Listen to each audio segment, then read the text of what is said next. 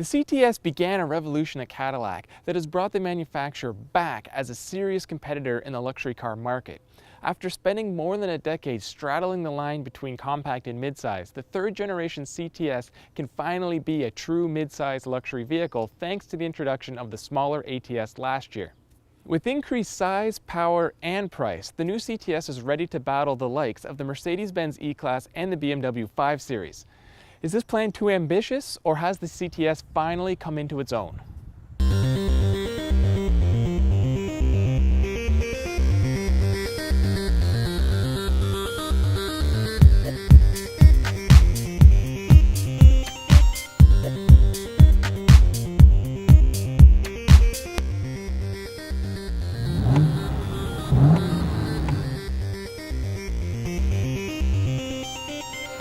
There will be a choice of 3 engines in the new CTS. In base models, for the first time ever, will be a 2-liter turbocharged 4-cylinder engine that makes 272 horsepower. Also available will be the carryover 321 horsepower 3.6-liter V6, but the big news for 2014 is an all-new 3.6-liter twin turbocharged V6 producing 420 horsepower and 430 pound-feet of torque. This engine will be found in V-Sport models, which is not to be confused with the CTS V. That should arrive later and make even more power. 4-cylinder models and all-wheel drive V6 models will use the 6-speed automatic, while both the rear-wheel drive V6 and the V-Sport will use an all-new 8-speed automatic. The base CTS is expected to achieve 20 miles per gallon city and 30 miles per gallon highway, while the V-Sport is rated at 17 miles per gallon city and 25 miles per gallon highway. Pricing for the new CTS will begin at just over $46,000, while the V-Sport should start just under $60,000. The CTS has always been about style, and this new model oozes it from every angle. The new car is longer with a lower roofline and cowl that gives it a purposeful stance. The front end has this elegant, almost old-school luxury look that may be the defining moment in the evolution of Cadillac's art and science design theme.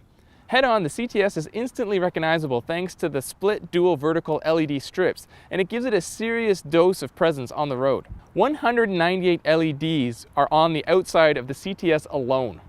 The back end is a little less unique and definitely has a few Big Brother XTS styling cues worked in. The CTS will be available with 17 or 19-inch wheels, as well as these gorgeous 18-inch wheels on the V-Sport models. Inside, the CTS feels and looks far more premium than the outgoing model. The previous 2 generations of CTS were nice, but they never felt special the way a BMW or Mercedes does. The new CTS may not quite be there yet, but the gap has definitely narrowed. There are 8 different interiors available in the new CTS, and of course the latest technology is present, such as a heated steering wheel, heated and cooled seats, a 12.3-inch customizable gauge cluster, 2 different Bose audio systems, and this over-engineered motorized cup holder. But it's not all good news inside the CTS. Much like the ATS, the CTS has one of the smallest back seats and trunks in the class. At only 35.4 inches of rear legroom and a 13.7 cubic foot trunk, the CTS is smaller in both categories than the Lexus GS, Infiniti M, BMW 5 Series, Audi A6, and Mercedes E-Class. But take a seat in the back, and you'll find that legroom is actually ample and it's headroom that isn't that great.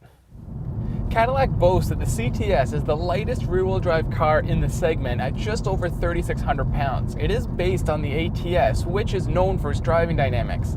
Now, to make this car perform even better, every single CTS will come with Brembo brakes and the option of adding the magnetic ride control. The mid-trim 3.6 CTS drives a lot like a bigger ATS, and I don't mean like a heavy, large car, but just something a little more airy.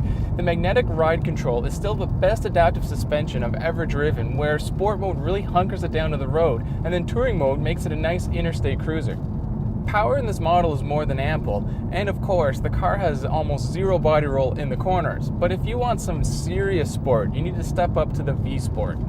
Added to the standard performance features are Pirelli summer tires, a quicker steering ratio, a heavy-duty track cooling option, programmable track mode, and the electronic limited slip rear differential. But at the heart of the V-Sport is the twin-turbo 3.6-liter V6. Now remember, this little engine is down both cylinders and size to its V8 twin-turbo German rivals, yet it still makes nearly the same amount of power. Cadillac claims it'll do 0 to 60 in 4.6 seconds, which is pretty damn fast for a rear-wheel drive vehicle. Helping it go this fast is a fantastic 8-speed automatic. It reminds me a lot of BMW's 8-speed and is significantly quicker to react than Mercedes or Infiniti's 7-speed gearboxes. It almost makes it unnecessary for a dual-clutch transmission. And then there's the sound. This could quite possibly be one of the best sounding V6 engines, turbo or non-turbo, I've ever heard. Cadillac has done a fantastic job tuning the exhaust to really let that engine roar. The V-Sport takes the handling up a notch as well thanks to its summer tires and quicker steering ratio. It's lighter weight than its German rivals, and you can really feel the agility when attacking some twisting switchbacks. I'd be really curious to drive this vehicle back to back with the BMW 550 and the Mercedes-Benz E550. I have a feeling this may outperform both when it comes to corners.